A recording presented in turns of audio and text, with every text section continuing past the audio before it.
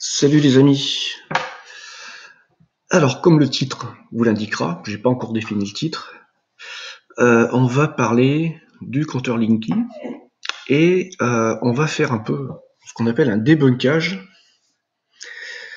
sur la vidéo qui a été produite par la chaîne. Alors, il faut que je retrouve le nom parce que je la connaissais pas, je m'y suis abonné. DOS Ex Silicium, qui a produit une vidéo où il dissèque le compteur. Et il en fait l'essai et les mesures, et il nous restitue son bilan. Déjà, je trouve que c'est une très bonne chose que quelqu'un se soit penché sur le problème, savoir exactement ce que valait ce matos. Mais il me semble important qu'on puisse prendre un peu de recul par rapport à ce test qui nous est proposé, avec cette estimation, cette évaluation, en ayant à la fois le regard, comment dire, voilà, pour débunker la vidéo qu'il a produite, il faut être un technicien, au minimum. Un utilisateur courant pourra pas se faire une opinion. Donc, alors ce débunkage c'est un peu la mode débunker de chasseurs de fantômes. Je ne sais pas si vous avez suivi un peu cette mode sur Internet, où chaque personne achète un peu de matos et puis se met à chasser du fantôme, et ensuite tu as l'autre chasseur de fantômes qui se met à vérifier la vidéo du autre chasseur de fantômes, savoir s'il n'avait pas fait de fake, enfin ouais. Voilà, je ne sais pas si vous suivez, moi je regarde, c'est très amusant, c'est très distrayant, et il y en a qui sont de super qualité. Ça vaut largement ce qu'on peut trouver à la télé lorsqu'on a envie de se détendre, rigoler un bon bout. Alors, les sifflements que vous écoutez, c'est mon chien. C'est une espèce de toc. Nala, s'il te plaît. C'est un toc. C'est quand elle s'amuse, elle siffle, ou qu'elle s'ennuie, elle siffle. Voilà, elle fait la brouette qui est en train de rouler. Alors j'espère que ça vous sera pas trop pénible. Moi, ça me casse les couilles, mais le problème, c'est que si je réagis, en fait, elle va prendre comme un signal. Je vais être obligé de réagir, par contre. Je vous laisse, je vais la foutre dehors. Nala, viens. Nala. Allez, dehors. Nala. Allez. Voilà, c'est la vie, excusez-moi, c'est la vie avec deux borders collés. Le border, c'est un chien qui a besoin de beaucoup d'activité, et si vous ne leur donnez pas assez, ben ça génère un peu d'une espèce d'anxiété, de surplus d'énergie qu'il faut qu'il exprime d'une façon ou d'une autre. Là, je vais avoir 15 jours de vacances, je vais pouvoir les faire donner. Alors, revenons sur notre compteur. Donc, pour continuer à parler de cette évaluation, ce débunkage façon chasseur de fantômes, dont le but ne sera pas de générer du clic, puisqu'en fait, beaucoup de chasseurs fantômes qui n'ont pas d'auditoire, de viewers, créent du buzz en critiquant les autres chasseurs, sachant que ça va faire une polémique et derrière qu'ils vont gagner du viewer et de la vue. Ça sera pas le cas. Moi, je viens ici pour simplement vous donner l'opinion de quelqu'un qui est un technicien. Alors bon, pour aller plus loin, avant, ce qui est très important, je vais vous dire un peu mon profil si vous ne connaissez pas, peut-être que vous tomberez sur cette seule unique vidéo. Quelle est ma légitimité à pouvoir évaluer ce truc? Donc, je suis un technicien, je suis dans l'électrotechnique depuis que j'ai 14 piges et j'en ai 51. Donc, j'ai passé CAP, BEP, bac. Ensuite, j'ai repris des études dans un autre domaine en physiologie, donc j'ai un DU en physiologie. Donc, pour vous dire que j'ai une petite approche scientifique quand même, toute petite. Et puis, je suis dans l'électrotechnique industrielle. Je dépanne des machines de toutes sortes qui fonctionnent avec de l'informatique, avec de l'électrotechnique, avec de l'électromécanique, avec de l'électronique, des réseaux, et j'en passe. Enfin, ça, c'était le métier que j'effectue jusqu'à présent, parce que là, j'ai un poste provisoire, peut-être qui va tenir, je sais pas, on verra. Dans un autre truc qui est purement informatique. Cette légitimité technique, ben voilà, j'ai, disons, les bonnes bases pour permettre de comprendre ce que cette personne va nous dire. Alors, j'ai préparé quand même un peu le truc. Alors, ensuite, j'ai fait durant une dizaine d'années du radio amateur, mais non officiel. Non officiel, c'est-à-dire que j'ai pas pu passer les licences de radio amateur. J'utilisais du matériel de radio amateur, et je vais vous montrer quel matériel, pour m'amuser un peu, voir un peu ce qui s'y passait sur ces fameuses ondes radio, sur certaines bandes de fréquences. Donc, ça donne le matériel que j'avais, c'était cet appareil là, vous voyez à l'écran, Kenwood TS850 SAT. Donc j'en ai eu plusieurs, c'est le dernier que j'ai eu. et que j'ai revendu quand j'ai décidé d'arrêter de m'amuser avec ça, puisque une antenne sur le toit, voilà, quand il y a des orages, ça fait un peu flipper, quoi. Donc ensuite, qu'est-ce qui peut vous permettre de mieux comprendre? Ah oui, donc dans le cadre du radioamateurisme non officiel, je me suis dit ça serait intéressant de comprendre comment fonctionne clairement un appareil de ce type-là, un poste radio-amateur en émission-réception, voir un peu comme c'était gaulé. Donc je me suis remis dans l'électronique, j'ai poussé d'un cran et j'ai étudié le fonctionnement détaillé, la conception, de ce qui est un poste radio-amateur ou radio qui fait d'émission de la réception, les différents étages que vous retrouvez là, en électronique que vous retrouvez dans ces appareils-là. Donc, en gros, si vous me donnez un appareil, je suis capable à peu près de comprendre les principaux éléments et puis de dire si, voilà, de dire à quoi ils vont servir. Vous me donnez, je prends les références, je fais du retro-engineering, du reverse engineering. En regardant les références, je retrouve le composant, je retrouve le schéma, j'arriverai à peu près à comprendre la structure du global. Ensuite, je suis un développeur. Je suis capable de développer à peu près dans tous les langages, pas de façon automatique, hein, à chaque fois que je suis j'ai besoin d'un temps d'adaptation à chaque fois pour me replonger, je suis pas un pro, et je fais pas ça à 100% du temps, donc effectivement, c'est compliqué, faut à chaque fois se remettre dans le bain, il faut 1 à 15 jours quand vous vous remettez sur un truc quand vous n'êtes pas un pro, pour être efficace. Donc la programmation, ça vous aide à comprendre, on va dire, le rôle des puces, ouais, qu'on va vous décrire dans ce schéma-là et savoir un peu à quelle mission ça va plus vous parler en termes de données. Dans le dossier, j'ai fait beaucoup de bidouilles en électrotechnique, en électronique avec les fameuses cartes Arduino et j'en passe. J'ai fabriqué des capteurs, des sondes, pour mesurer l'intensité avec des Arduino en partant de résistance, d'éléments fondamentaux. Bon voilà, je dirais que j'ai une bonne culture technique pour faire des fondamentaux et un peu plus que du fondamental. Je serais strictement incapable de faire et de fabriquer ce type d'appareil là par contre. Bon, on a fait un tour à peu près, comme ça vous savez à qui vous avez affaire. Alors cette vidéo, on va attaquer maintenant dans le vif du sujet. Alors je sais pas trop dans quel ordre commencer, j'ai pas envie de faire le passage de la vidéo de A à Z. Allez, écoutez, je vais respecter en fait l'ordre des notes que j'ai prises et puis ça sera beaucoup plus simple. Alors, cette vidéo et le protocole qu'a choisi notre ami, il a un gros inconvénient, c'est que dans cette vidéo, au préalable, il ne fait pas une explication. C'est qu'est-ce qu'est la puissance apparente et qu'est-ce que la puissance absorbée. En puissance, quand vous parlez de puissance électrique en courant alternatif, vous avez 3 ordres avec 3 dénominations, P, S et Q. P, c'est la puissance utile, puissance absorbée. S, c'est la puissance apparente. Et Q, c'est la puissance réactive. La différence entre ces 3 façons de mesurer une puissance, c'est qu'on va intégrer ou pas ce qu'on appelle le cosinus phi. Et le cosinus phi, c'est le décalage entre la tension et le courant. Alors, qu'est-ce qu'on pourrait faire? Alors, on va faire un test en direct. Allez. Cos phi, allez, j'espère que mon Google va marcher. Cos phi, déphasage,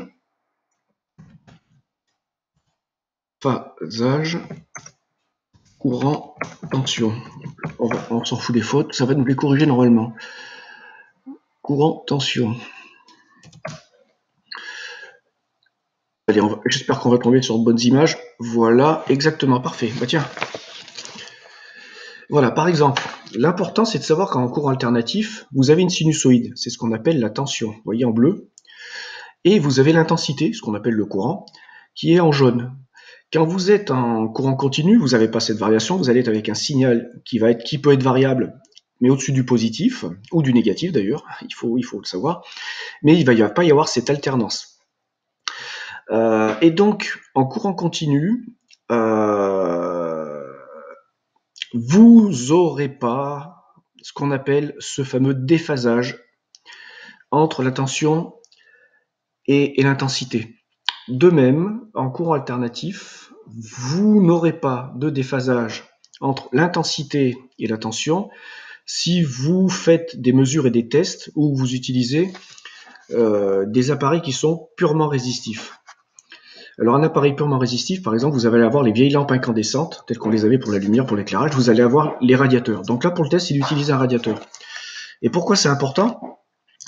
Parce que si vous faites une évaluation, une mesure sur un appareil et des tests avec un appareil purement résistif, vous allez voir que la courbe orange se superpose en fréquence exactement avec la tension.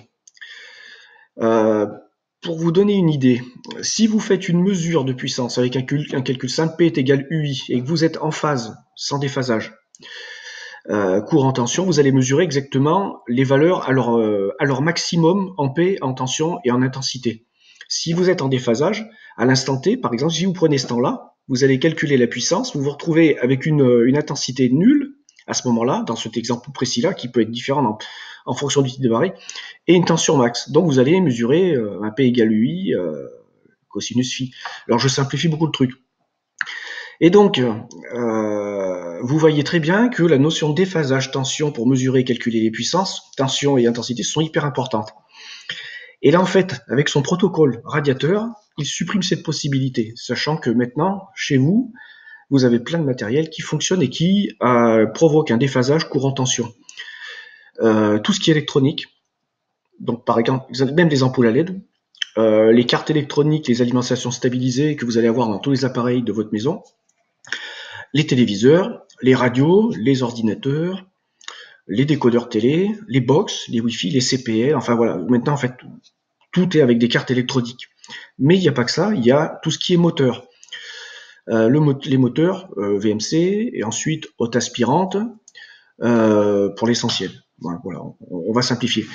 Je vais ouvrir, mon chien veut rentrer.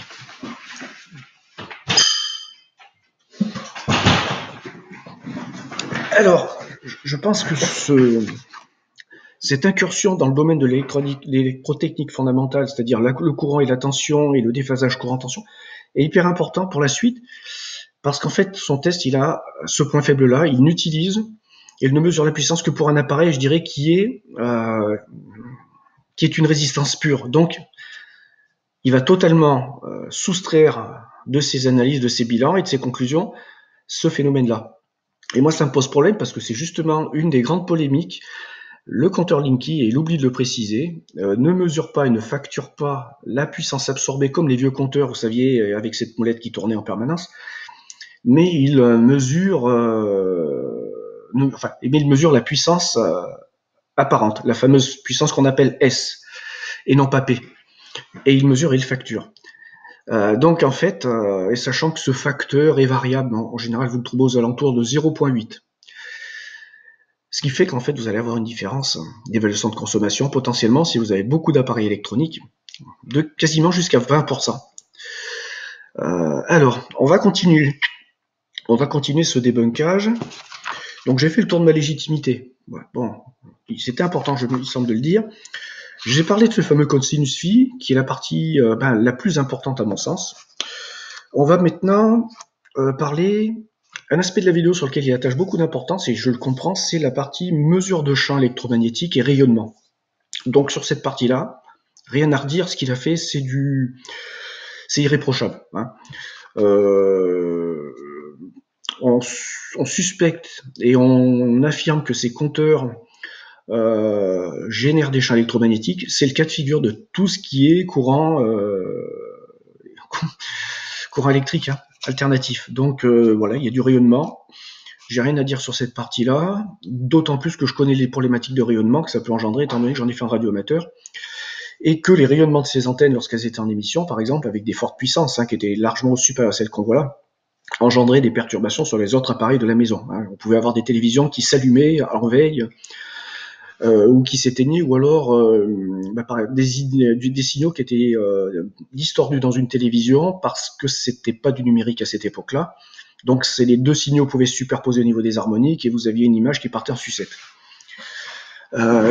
Donc sur cette partie-là, j'ai rien à dire si ce n'est que les rayonnements. Donc il le dit lui-même, il ne peut pas, enfin il n'y a pas de courant qui va dans la maison. Donc il peut pas évaluer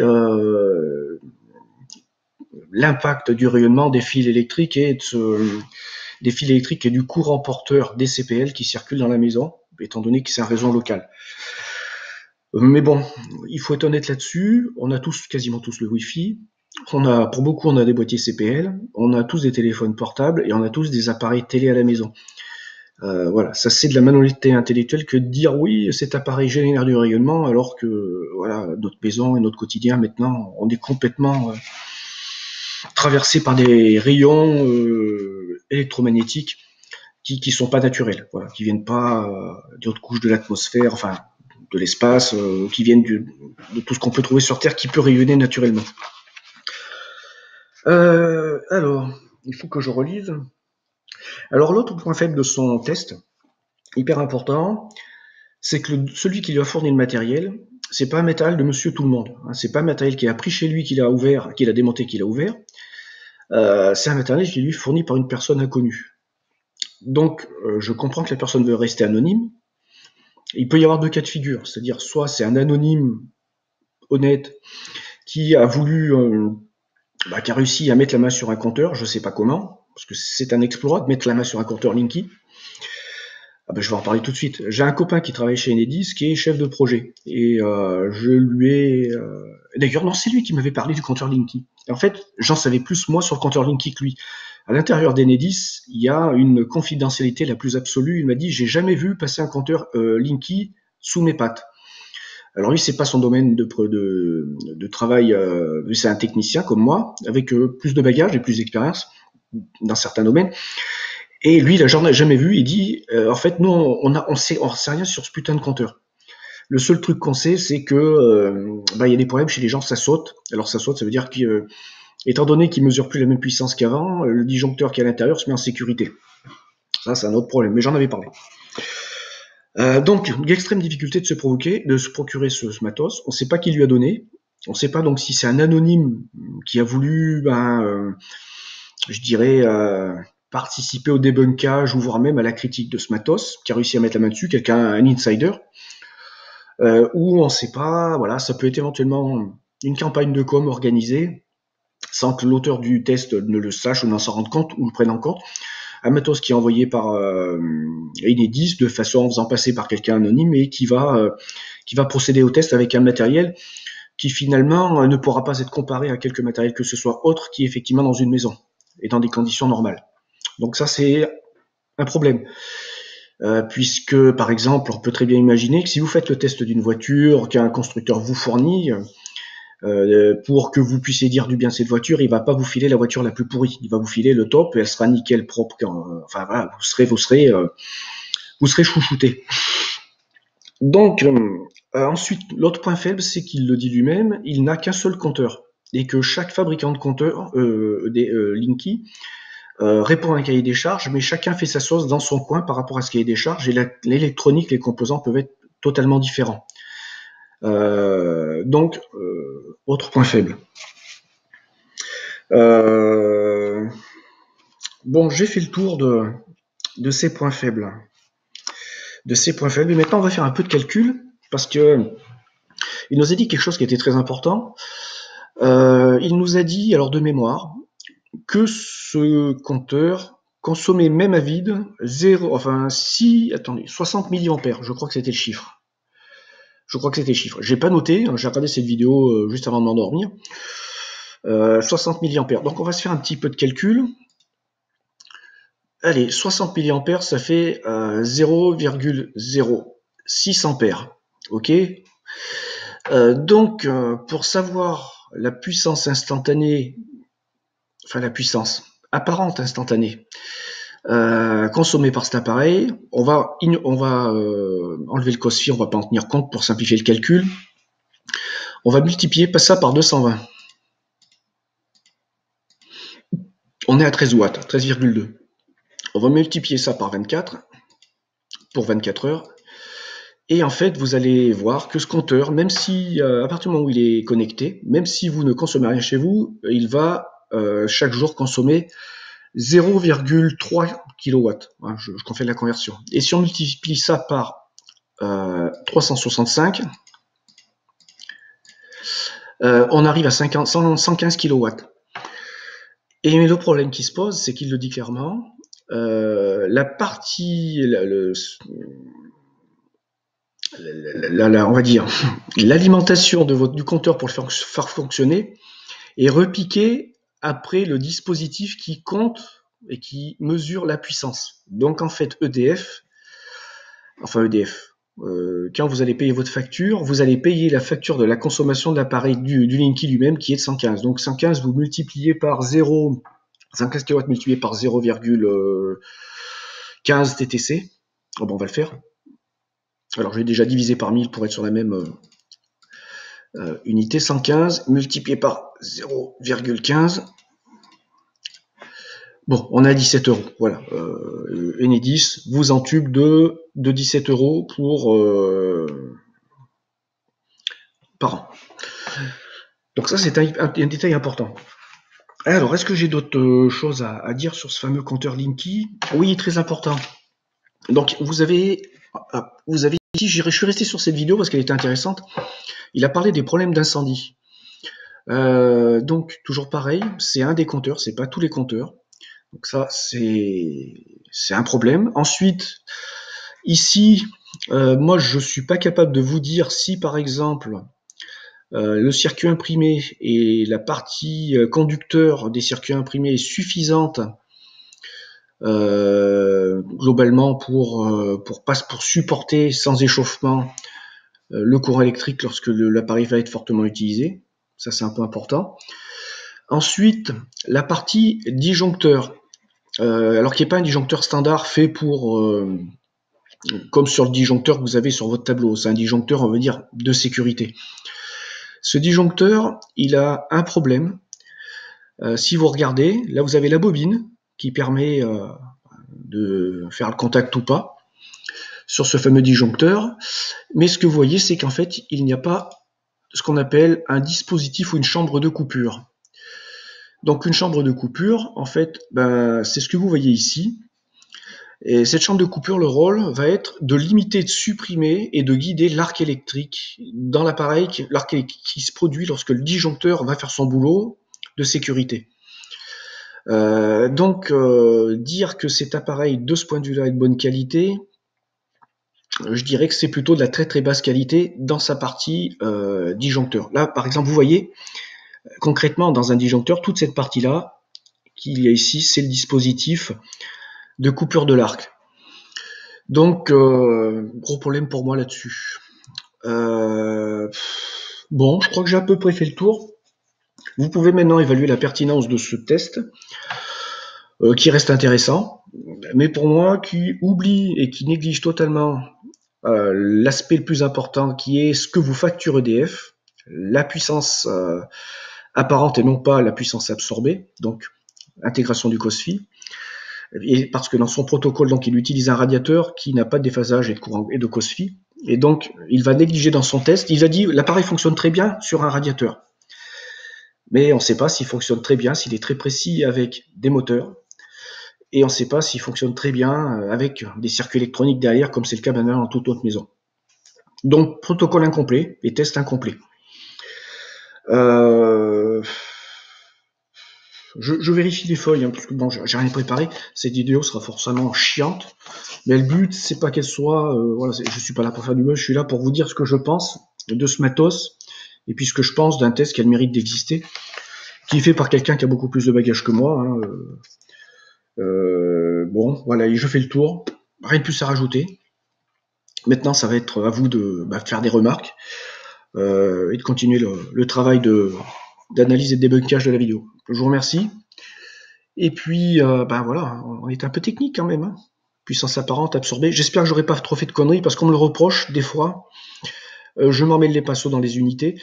Et là, je vous dis simplement, abusez-vous à faire une vidéo non préparée quasiment, où vous calibrez pas. Voilà, moi, je suis pas Macron en train de faire un discours, en train d'expliquer aux gens que voilà, ce qu'ils vont leur donner, en fait, ça a été pris dans une poche, dans leur poche, pour la donner dans l'autre. Donc, j'ai pas préparé, j'ai pas fait 15 vues, j'ai pas été coaché, j'ai pas fait 15 répétitions et j'avais pas de gens en face et j'avais pas de prompteur. Donc, forcément, à un moment donné, je risque de m'en mêler les pinceaux. Mais veuillez m'en excuser. À bientôt.